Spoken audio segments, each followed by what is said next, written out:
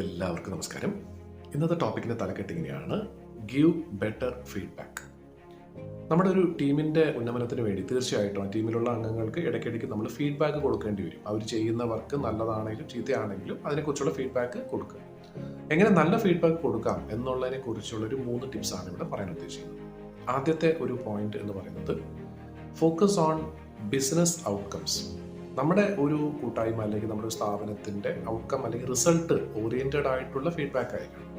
അതായത് ഇയാളുടെ ഇന്നൊരു കാര്യം മാറ്റിക്കഴിഞ്ഞാൽ തീർച്ചയായിട്ടും നമ്മുടെ സ്ഥാപനത്തിന് ആവശ്യമുള്ളൊരു കാര്യം നമുക്ക് അവിടെ നേടിയെടുക്കാൻ പറ്റും എന്നുള്ളത് പോയിന്റായിട്ട് നമുക്ക് പറയാം. അല്ല ജസ്റ്റ് ഒരു ഫീഡ്ബാക്ക് തൻ്റെ സ്വഭാവം ശരിയല്ല എന്നുള്ളത് പറഞ്ഞിട്ട് യാതൊരു കാര്യമില്ല. എങ്ങനെയാണ് അത് മാറ്റിയെടുക്കാൻ പറ്റുക എന്നുള്ളതിനെ കുറിച്ച്, അല്ലെങ്കിൽ അത് മാറ്റിയാൽ എന്താണ് ഗുണം, അയാൾക്കും സ്ഥാപനത്തിനും എന്താണ് ബെനിഫിറ്റ് എന്നുള്ളത് ഒരു ബിസിനസ് സ്പെസിഫിക് ആയിട്ട് നമുക്കവിടെ പറയാൻ പറ്റും. രണ്ടാമത്തെ ഒരു പോയിന്റ് എന്ന് പറഞ്ഞാൽ ഗിവ് ഇറ്റ് ഓഫൺ.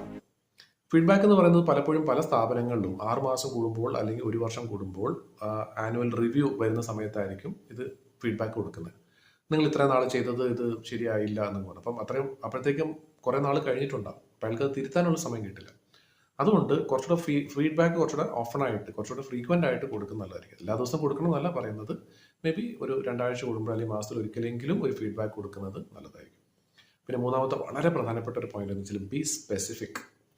എന്താണ് അയാളിൽ മാറ്റം വരുത്തേണ്ടത്, എന്ത് സ്വഭാവമായിരിക്കും അയാൾ മാറ്റേണ്ടത് എന്നുള്ളത് വളരെ വ്യക്തമായിട്ട് പറയുക, വിത്ത് എക്സാമ്പിൾ പറ്റുമെങ്കിൽ.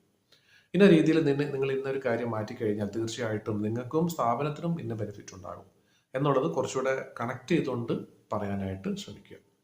അപ്പോൾ ഈ 3 കാര്യങ്ങൾ വഴി, ഈ 3 പോയിന്റ്സ് വഴി നമുക്ക് നല്ല ഫീഡ്ബാക്ക് നമ്മുടെ കൂടെ നിൽക്കുന്നവർക്ക് കൊടുക്കാൻ പറ്റുമെങ്കിൽ അവരുടെ ജീവിതത്തിൽ മാത്രമല്ല